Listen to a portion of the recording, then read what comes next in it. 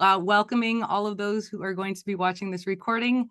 We are so excited to be able to share this evening with you after the fact. So I'm going to hand it over to Tina real quick, just to continue here.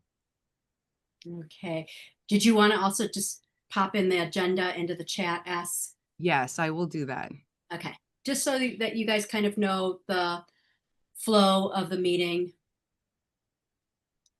And so welcome from me also. So good to see familiar faces and new faces in this space. Yeah, we're just thrilled to have you here. And anytime that women gather to talk about grief or to help support each other, it is sacred space. So just wanting to honor that even this session, this time that you have given up an hour of your time is sacred. For we want to invite if you for freedom to share parts of your stories or how this resonates with you. So hopefully you will feel that invitation, and also that we are holding what gets shared in here also is sacred. If it is well with each one of you, I will just bless our time together with a prayer. God of every land and language, thank you.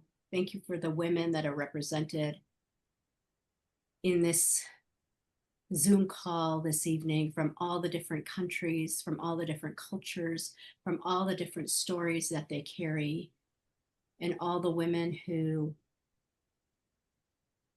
want to be on the call but couldn't this evening, to just hear what is being shared, hear and be a part of. Lord, we just thank you. May this evening be a time of clarity, of connection, and hope. In Jesus' name, amen. Amen. Ask, go ahead and you can introduce us. For sure. So I put just the short agenda in the chat there for you to reference. But yeah, so my name is Esperancita. I'm a story coach and a life coach. I am, when I say story coach, that means I have training in narrative focused trauma care, which is how we can offer healing to our younger places of our lives, of our stories through narrative work, so through story.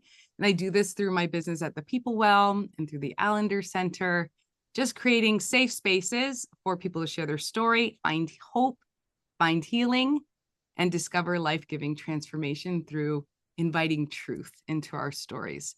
If I had to narrow it down to two things that I believe, one, I believe that we are meant to experience healing and wholeness on this side of heaven. I believe that deeply.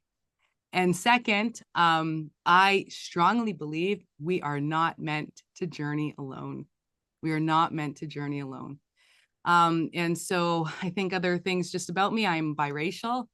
My father was is an immigrant from South America, from Peru. So he's Peruvian. My mom is Canadian. I was born in Canada. I was also raised as a pastor's kid. I also hold a special place for BIPOC, so people of color, TCKs, which stands for third culture kids. So those are kids who are raised in a country other than their parents' native land. A heart for people who are in ministry and for displaced and migrant communities. That is kind of the heartbeat of where I feel just my heart is called to serve. And so, yeah. And I want to introduce just really quickly my friend Tina. This woman is just a special person that I met along my journey in story work. This is a woman you're going to experience from her. She is a woman who invited me back to my own body. You'll get a sense just from her voice is so calming. And so I'm going to turn it over to her to just say a little bit more about herself. Thank you, S. I'm Tina, and I am also a story work coach. I am a trauma-informed somatic coach, and a spiritual director. I also work as a facilitator with the Allender Center. That's where S and I met, doing story work, holding our stories of harm in a place unto healing, unto restoration, unto recovery. So, not just to drudge up the old and the hurting. So, I create spaces for women to engage their bodies again, to welcome themselves home back to their bodies, because often during trauma or grief, intense grief, women tend to leave their bodies, dissociate, abandon their bodies. So the spaces that I create really are intentional spaces to come home again to your bodies. That is my invitation, and that is really the heartbeat of my work, to work with women to make a safe space back for their bodies and to re-engage their beautiful bodies. Mhm. I am also biracial, Lebanese and Ecuadorian. My stories of being distant in a distant land. I grew up as a missionary kid and a pastor's kid in Germany until I was 10, and then revisited Mexico for 2 years. So I've spent time in other countries and other places, not my own. Um, I'm also an adoptee. So there's stories around adoption that are held in my body. And I have over the years worked with human trafficked women and women who have held complex PTSD in their bodies. Do you want to invite Yeah. us? Yeah, I wanted to give a second because I know, again, we already put in the chats where we're coming from, right? Where we're joining the call from.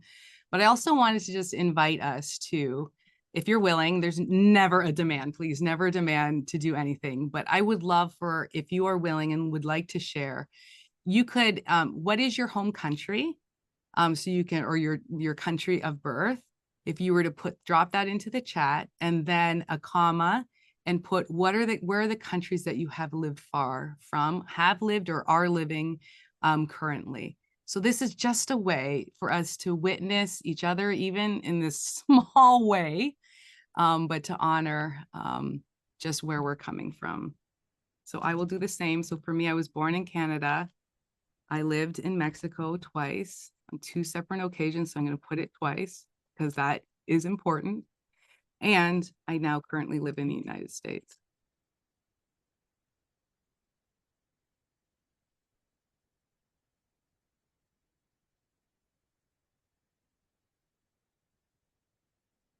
Mm,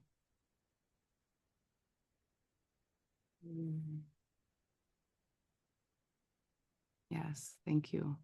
And I forgot to mention, perhaps your story isn't necessarily where you have lived, but you have a parent who was an immigrant. And that is important because as children of immigrants, if depending on how their experience was or how they were welcomed or the reason for them leaving their countries of origin does impact us. So we want to honor children of immigrants as well. And if that is neither of your case, we also would love just to hear, what brings you here today. What is the curiosity? Maybe you know someone, maybe there's a loved one, and you can put, I have a loved one who is living far from home, or I live in a community with immigrants. That could be very true too. I even see, yes, even within the states, moving from state to state. Yeah,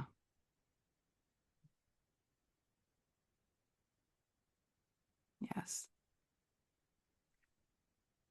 As you can see, we have even just in this call with the 18 people right on this call, there are a lot of countries and a lot of far from home experiences represented. So thank you for sharing. We see you. We see you. And that's what we are hoping even today in this, just kind of sharing our mission, that you too would feel seen. Tina, can you share our mission, just the far from home mission with everyone? Yeah. So our mission here at Far From Home is to support women navigating life far from their country of origin, the complex grief and loss caused by relocation, and to offer a safe community where their stories can be held, witnessed, where belonging is restored, and where healing can be found through faith and through connection and community. Yes. And I think it's important for us to even just talk about, what is Thank you for our mission and our why. So the why behind it, I think it's important if we can just back it up. We're going to just quickly review a little bit of some of the terminology and explaining what is, migration. What is migrational grief? So just starting with the definition of migration, to lay some foundation. Migration refers to the movement of people from one country or region to another with the intention to stay, either reside temporarily or permanently in the new location. So this includes, right, just so we're capturing everyone, this includes individuals who are relocating across borders for various reasons, including work, study, family. It can be for reunification, for service, for safety, or for personal calling. Migration, what's important to note is it's never just about geography. It's not just about the moment you cross over that border or that zone, in the air zones. No, migration is not just about geography. It's about our body, our mind, and our spirit. And whenever there is loss, because we were saying dealing with the loss of migration, wherever there is loss, there will be grief. Wherever there's loss, there'll be grief. And what is grief? Well, grief, we know, if we were to define it, it's just this emotional response to loss, right? It encompasses feelings such as sadness, anger, confusion, to name a few. I mean, those are just a few. Grief shows up. Everyone, as we've heard so many times, grieves in different ways, right? The thing about migration-related grief is that it's often invisible. Invisible, or it's shrouded, right, is another good word. Because it's invisible or mixed in with so many other things, it's often disenfranchised. Now, what I mean when I say disenfranchised is that disenfranchised by definition means it deprives the right to grieve. So because society doesn't maybe view the loss of culture or the loss of family or the loss of identity in the same way that society views loss associated with death, it therefore, it strips the person away with the chance to actually grieve it, because it's not recognized or validated by others, which then in turn, prevents them from fully processing, and that leaves them to carry it on their own in isolation. And just quickly, there are different components, but 4 components of migrational grief that I think are worth mentioning is cultural, right? Cultural displacement. There's a grief that comes up when we lose our cultural context, language, unfamiliar We don't have cultural any speakers. norms, the I told you do's the and don'ts speakers that have we just normally know from, Yeah, but being we and should moving like in our own culture. We can lose that, right? We can lose that sense of knowing where we are. It can be disorienting. Social isolation, feeling loneliness and disconnection because we've lost our support system.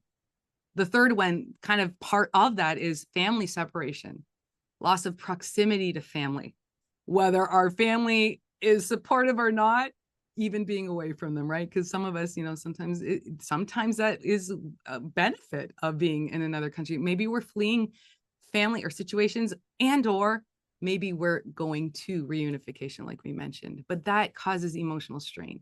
And then the fourth one is identity crisis. We can lose in a new country, lose a sense of ourself, and just who we are, and we become very challenged when everything changes around us. So those are kind of some components, very high level. Tina, can you take us through just what are the effects, the three key effects of migrational grief? Yeah, absolutely.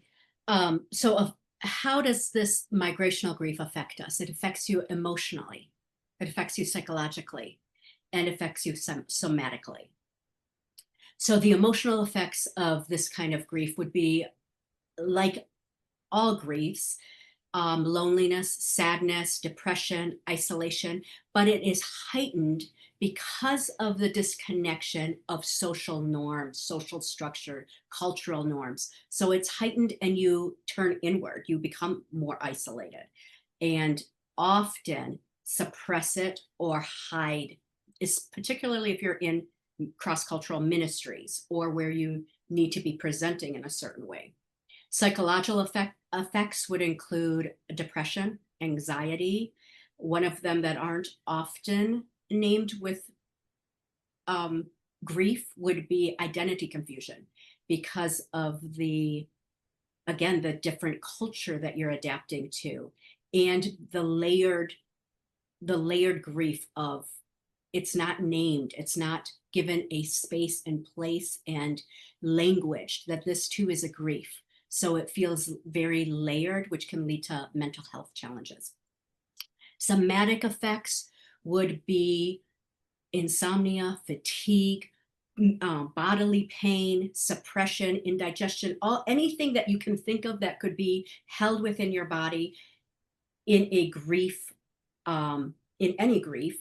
But again, it is pushed down, dissociated because of the demand of the new culture, the languages that need to be learned, the cultures that need to be adapted to, the children that need to be raised, whatever the demand is, this dissociation gets suppressed and minimized. So the somatic often goes unnoticed and unaddressed. Yeah. Would you want to? Yeah. And it doesn't happen in a bubble, right? A little bit to what Tina was just alluding to, right? Life goes on. Children ministries, work, all the things. And I'm sorry, I have a dog here that is also experiencing some grief because my husband's out of town. So it doesn't happen in a bubble, right? It's often shrouded by the emotion. I use that word already, associated with the actual move. So for example, how smooth or how abrupt was your move from your home country to your host country, right? How did your friends or family feel about you leaving or about you coming? Were you having to hold and contain their grief and their sadness that you were living and trying to make them feel okay with it, leaving you like no time to actually manage your own or even get in touch with how you felt about the move? How were you received by your host country? If you were an expat and getting there and starting work, did you feel the pressure to meet their needs, or your new coworkers are expecting you to hit the ground running and fix everything and all the problems at work when you got there, leaving you no time to actually sense or get your grounding? And then what about the country you fled from or the country you arrived in? Was that country at peace? Or was there political stressors? How well were you received as a foreigner? Did they welcome you with open arms? Or were you rejected even before you stepped on the ground? We know political situations even in our country today, right? With immigration, like how does that affect or compound the loss that an immigrant or a refugee or an asylum seeker is already feeling, right? And then there's the things that, just normal life, right? That being so far from home is compounded or made even more difficult just by location, right? Not being able to attend a loved one's funeral or missing the birth of your nephew or your niece or a child's friend back at home. What about having a midlife crisis? When I turned 40 when I was in Mexico last, and man, a lot of things came up for me, and I had no support system close by to witness or even to see the struggles that I was having. What about just holding the grief of what it is for birthday parties and graduations, and to be in a country where your family isn't able to be a part of those situations? So just, dealing with your children growing up away far from their family, their relatives, the disconnect with your home culture. How do we maintain our kids with language? How do we cope with feelings of guilt or self-doubt about even being in that new country? Or the fact that our kids are struggling, battling insecurity or self-image issues, even related to appearance. Being in a country where no one or not the majority, you are no longer the majority, and you are the one who is strangered or looks different or sounds different from everybody else, right? These are all different experiences that you may have had or you can identify with. And even like I want to mention this because this is can be very true. If from an identity perspective, like what are the personal dreams that have been put on hold, right? If you're on assignment, for example, or dreams that you've had to leave behind when you've moved to a new country. It can feel like life is put on hold, and that can be really difficult. So this past year, I did a 38-week journey with 3 other women.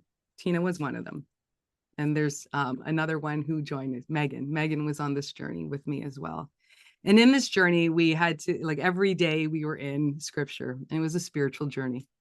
And I just wanted to share with you this verse out of Isaiah, because there is hope in that we do not journey alone, not just with each other, but that God is with us. And in Isaiah 53, Isaiah was a prophet, right? And he was foretelling the arrival of Jesus. And he said, and it says here, describing Jesus even before he was here, it says, out of the emptiness he came, like a tender shoot from rock hard ground. He didn't look like anything or anyone of consequence. He had no physical beauty to attract our attention, so he was despised and forsaken by men. This man of suffering, grief's patient friend. As if he was a person to avoid who looked the other way, he was despised, forsaken, and we took no notice of him. Yet in our suffering, he carried our pain, distress, our sick to the soulness, and we just figured that God had rejected him. And that was, foretelling him his death on the cross. But this idea that they describe Jesus, and I'm going to hold this, this idea that they describe Jesus as a tender root. I made this. I'm not an artist by any means, and this is, if you notice, is familiar to our logo, right? Our logo has a hands holding a tender root, because there is something that there's hope in that Jesus knows what it's like to be uprooted in his life, right? He was born in Bethlehem. He had to flee to Egypt for safety. In Luke, in the Gospels, and as this whole mission was coming together, this idea that when they went back for the census and Jesus went missing as a 12-year-old for 3 days and they couldn't find them, and his parents were freaking out. And when they finally found him, what did he say? He says, "Why were you searching for me? Didn't you know I must be in my Father's house?" And as I read this, and as the Lord was birthing kind of this idea for this community, it was as if the Lord was saying, like, I know what it means to miss my Father. I know what it means to miss home. And the closest I could get to heaven here on earth was in the temple at that time. And that's where he went. And he longed to be there. That felt special for him. So there is this hope that Jesus does. He was uprooted from heaven. He was planted here on earth for us, thank goodness. And he knows. He walked this earth, and when he was on this, he never looked away from the hurting. And so through this community far from home that we're building, we are seeking to do the same for women everywhere, all over the world, who are living far from home, is to not turn away and to turn towards and create safe spaces for them. And Tina's going to share a little bit on how those safe spaces come together. So how do we do this? There are 2 ways that we want to create that we create safe spaces. And I'm going to take that back. There are several ways to create safe spaces, but we are creating the safe spaces, and then we are holding it communally. So we are doing the both and. We offer a listening ear and a witnessing them in body. We're watching what their body's doing, holding space for their tears, for their emotions, for their felt sense of being, which is different than just listening to a story and nodding in agreement. It is a felt sense of you are welcome here. We also encourage storytelling. So part of how we heal is by telling our stories, revisiting them, but this time with witnesses, this time being offered, validated, offered comfort. So we come alongside, we journey with. We also invite them back to their bodies. And we invite them back to their bodies through mindfulness practices, breath work, movement, and through soul work. So engagement of some of these rhythms, the ones that we engaged over the past 30 weeks was a spiritual direction format, but just inviting them into spiritual practices of prayer, of lament. We invite them into lament circles, which would be how do we grieve well? Often there aren't spaces or places or practices around allowing that lament to be heard. So those are ways that we will invite them. And then the other support system would be that we do it communally, that all of us together, not just S and I, but all of us bring our stories together, that there is something that we get to hold and witness each other in our shared grief that often hasn't been languaged. Yeah. Yeah. So logistically, how that works is like this is going to be a community. It's an online community. There will be a website. People can come, they can become a member. And then every month, like as soon as they become a member, there will be content like an online, think of like an online course or multiple courses that they can take to get language of what is migrational grief, what is loss anyways, what does my body have to do with it. So different courses like that that'll give a language. But then what Tina was alluding to, those places for community and witnessing and being sharing story, those will happen in live events that we want to offer. The vision is to have 4 to 5 live events per month that women can join on. Becoming a member will give them access to the content and to the courses. So imagine, Monday nights of week 1, the first Monday of every month, there is a creative writing or a journal prompt class that they can sign in for. And week 2, there is a body movement or a breath class that they can join in. Week 3, there's the lament circle where we come in to grieve, to share like what is our struggle, and to be witnessed in our struggle. And my poor dog, she's struggling. I don't know if you can hear her or not. So maybe if you can't, okay, then I'll stop mentioning her because she's really loud for me. So the idea is that they will have these live events that they can sign into and not be alone and be witnessed. So that is kind of logistically how it plays out. That's what it looks like.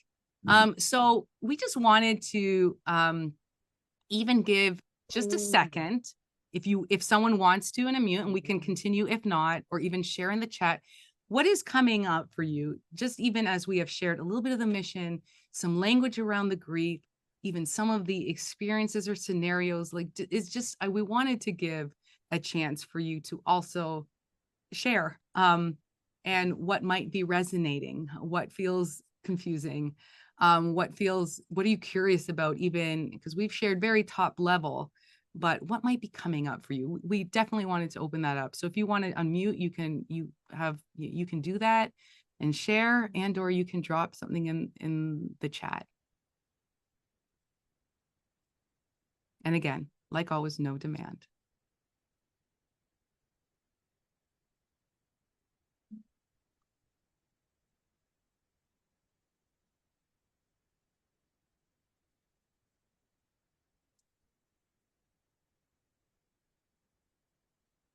I see some questions coming in too, and that's okay. That's perfect.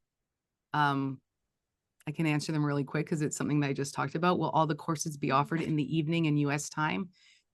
I think that's dependent on our members, right? So as people become members, time zones, obviously, if this is global, we'll have morning, we'll manage that, right? The idea is, I think, as we grow and based off of the membership is who will, you have to create offerings for them as well. But that's a great question.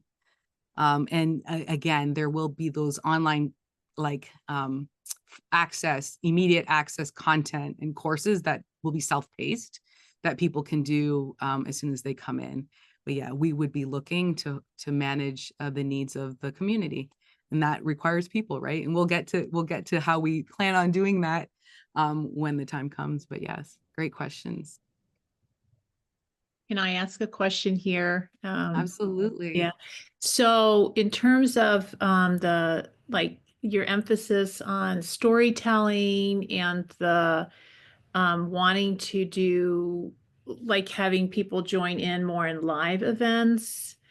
I'm having a hard time like picturing that if we're a larger group. Is it more like you're intending smaller groups within the larger group, or yeah, it Yeah. seems like if for a larger group, none of us would really have capacity to listen maybe just to one person's story. I don't know if, yeah, so. Absolutely. Yeah, I think to answer that question, we would manage it as it goes, but the idea is that these would be large group and we could potentially work into small groups, break up a Zoom call into smaller groups. So for example, in the creative roundtable, right? Everyone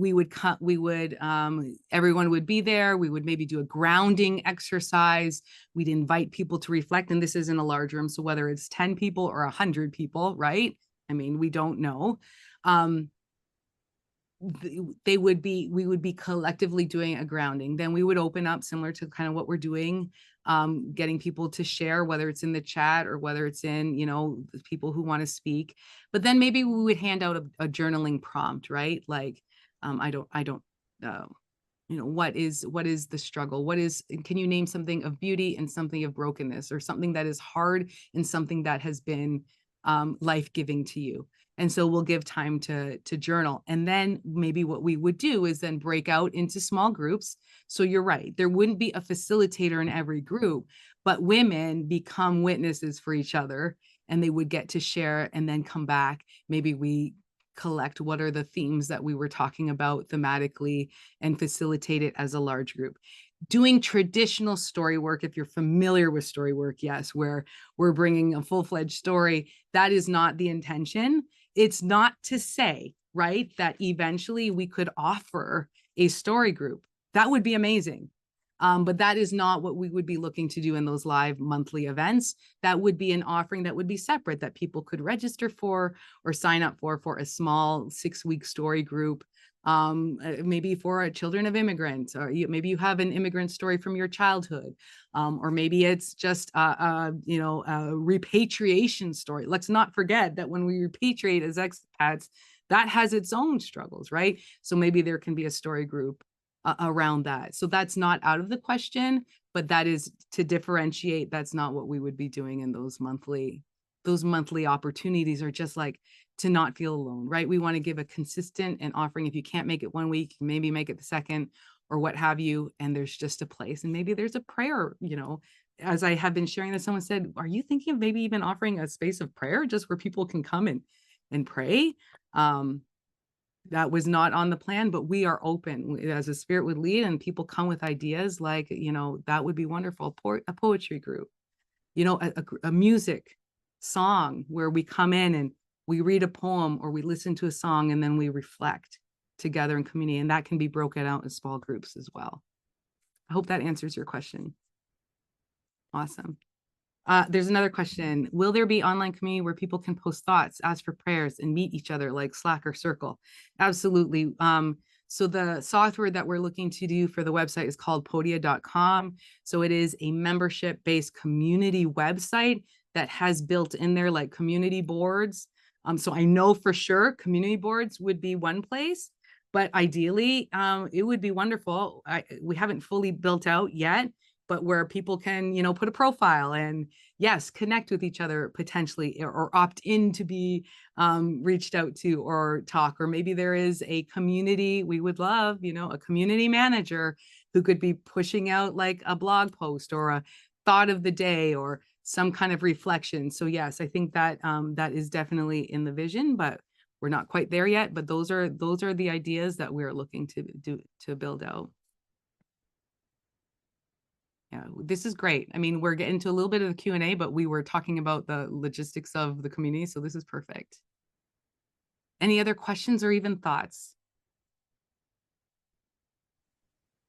Hi, yes, I'm Wendy, and I just had a thought, a comment, we'll say. I just want to say, for a long time, I've been searching for some type of introduction or a group to feel belonged. Um, it's exciting. It's exciting. And for the first time in a long time, I'm excited to see what my future looks like within community. And this is the first day to a brand new chapter. I just want to say thank you for creating Far From Home, like even bringing this group together. It's so encouraging and powerful, and even hearing the flavor behind your words brings excitement to the generation. So thank you. Yeah, thank you, Wendy, for sharing. Yeah. You know, that resonates with my heart because my belief is we're not meant to journey alone. So like that's my heart is overflowing. Yeah.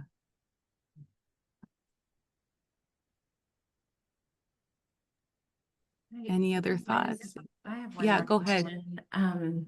I know for Sure. me, I don't fit in the category of far from home, but I've met a lot of people, much like Wendy and how she shared just now. And I'm encountering people all the time who do feel far from home. And I want to be in my own white skin, understanding my own white identity deeper and deeper and how that impacts people around me.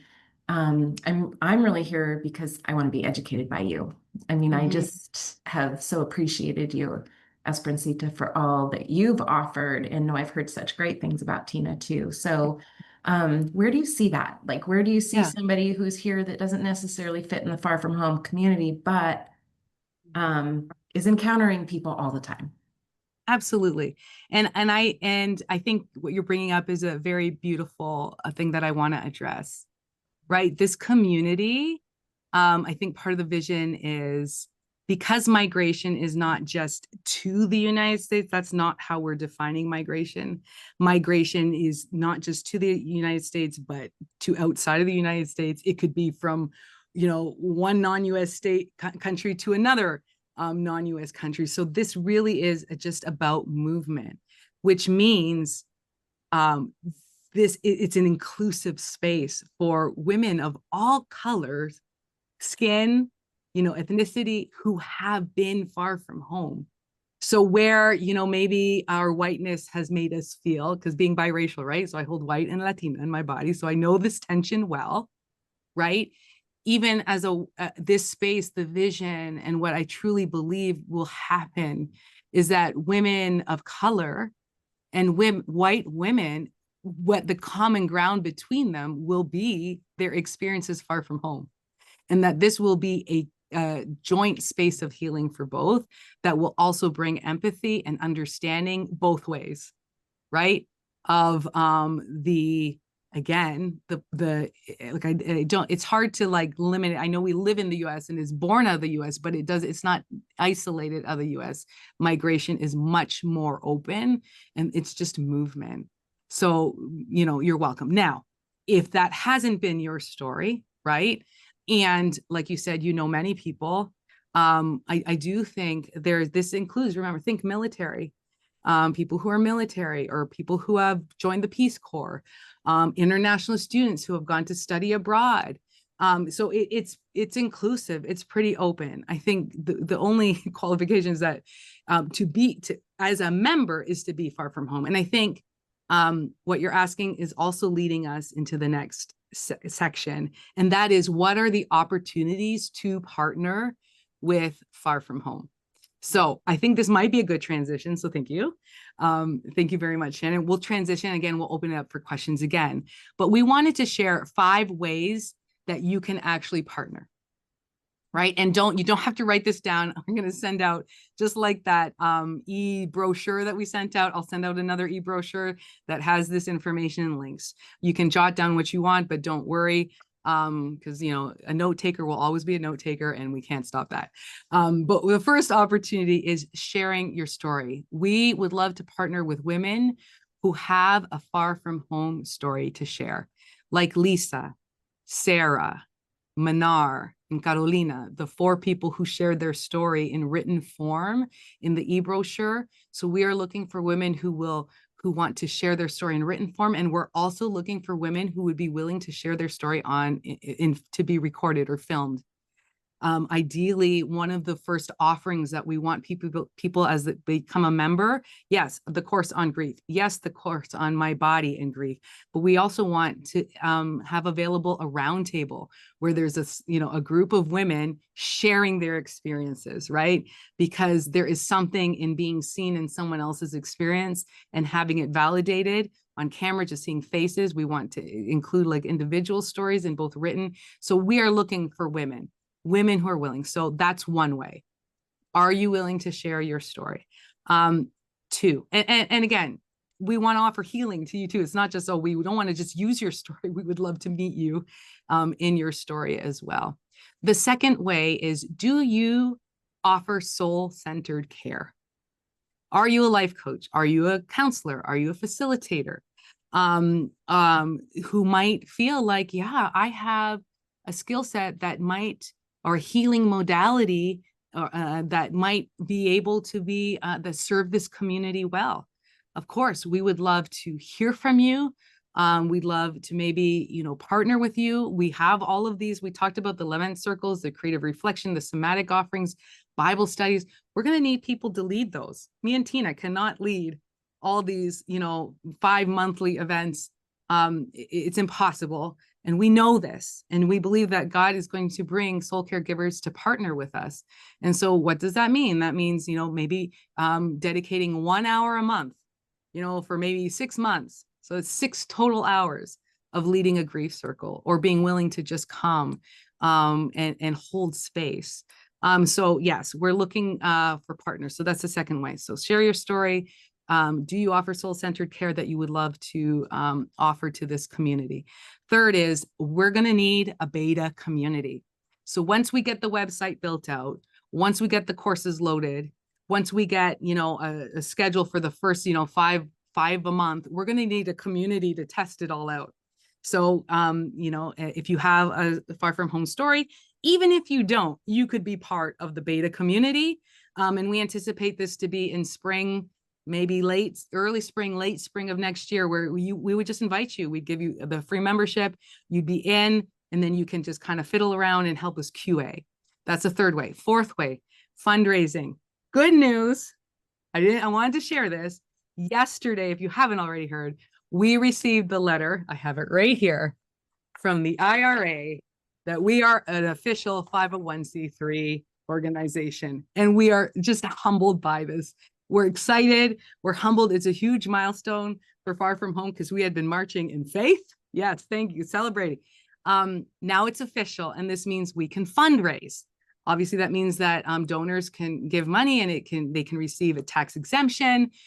So this is a big step for us. So if fundraising is your thing and you're like, yeah, I love fundraising. Not everyone loves fundraising. And maybe you have experience.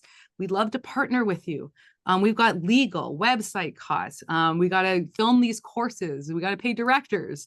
We want to give stipends, right? We want to honor the time of the caregivers. We want to be able to give them a stipend for helping, administrative costs, all the things. Insurance, like these are just costs that we're going to have to raise money. But our nonprofit is funded both by donors, and then also important to just mention is there will be a small, like we're thinking a $20 membership fee. So a woman would pay a monthly $20 fee that gives her access to all the content, as well as 5 hour 75-minute events per month for $20. That it's a pretty low cost, but we also want to be able to support women who don't have those funds, right? Because we want all this community to be all for all. But research does show that even if you pay a small amount, you are actually more likely to be engaged with the community. So there's kind of a two-way thinking as to why we set up the kind of the funding model that way. And then the fifth and last way is prayer, like becoming a prayer partner. And you can do any of those other things, but also be a prayer partner, because this can't do this without prayer and provision and favor and all the things. And so that is a big part for Tina and I, and for the community, that this is led by prayer. So that's really all we had to share today. And we're in pretty good time. We're still within the hour, so we wanted to open. I know there has been some questions already, But even if there's any additional questions from what we just shared, we'd love to open it up and hear from you. And if not, I mean, we will be following up, like I said, with the recording, so you can rewatch that.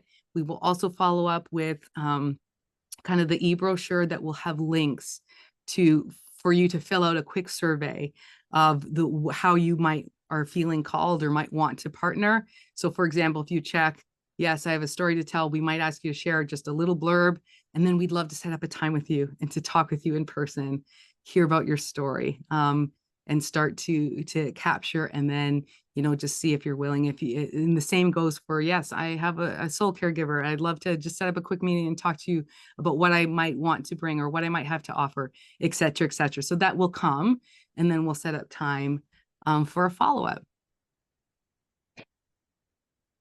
And of course, share the word. Again, we're early in the development, but there is a vision, a clear vision, and we have kind of our milestones that we have. We're holding them loosely, allowing the Lord to guide and lead us. But there is a plan, and so we're welcoming people to join in. Espe, I'm just so excited. I'm so thrilled about this, and really feel that it's a really special moment. You can tell with all the faces here, like it's the beginning of something really, really special. So Espe and I are colleagues, and I work for the Allender Center with her, and I'm actually a story coach as well, and I do individual story work around TCK, military immigrant stories of trauma.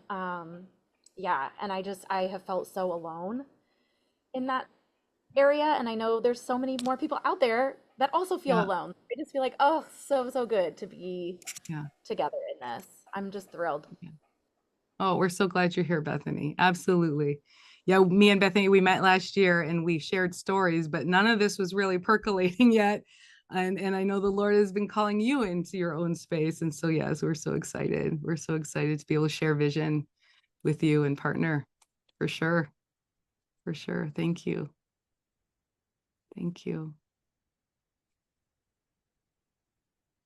We want to open it up, but again, no demands.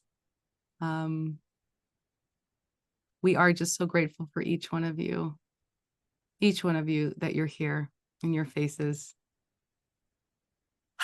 I'm taking a deep breath, even as I look at my sweet friends. Yeah. I mean, our story as women, I think as Tina mentioned at the beginning, anytime women come together to support each other is sacred. It doesn't happen enough. And yeah, may the days of feeling alone be gone. And may the days of knowing that we are not alone start and continue to grow. Yeah. Okay. I don't want to hold you all. Tina, any last words? No, I think it was more just to invite you to continue to pray with us, hold S and I, and just partnering with us in prayer. That would be our biggest just honor and request, that you would remember as we are in this formative stage, and spread the word. Just reach out, send it on, forward the emails, come back to us if at all you feel in any way, some way that you want to partner with us. We would love to just hear your ideas, hear your input. We feel so honored and grateful for having had this time with each one of you. Thank you. Yeah. Yes, thank you. Yes, fill out the forms to partner. We need you. And I see in the chat, I see from Mona, should we take a group picture to mark this occasion? I would love that. If you're willing to, whether you're on camera or not, I'm going to unpin us because Lord knows we don't need a big face of us. Well, I speak for myself, Tina. No, look at her. No, she's the only one. Hold on. There we go. I would love that. Mona, would you like to take the picture for us? And then you can share it. Of course. Hang on. I'll give us a count of 3. Yeah. Okay. And the ones that don't have their cameras on, that's fine. The ones That's that totally turned them fine. on, you will be on the picture. All I'm right. holding up my little root. Oh yeah, you should. That's a good idea. All right.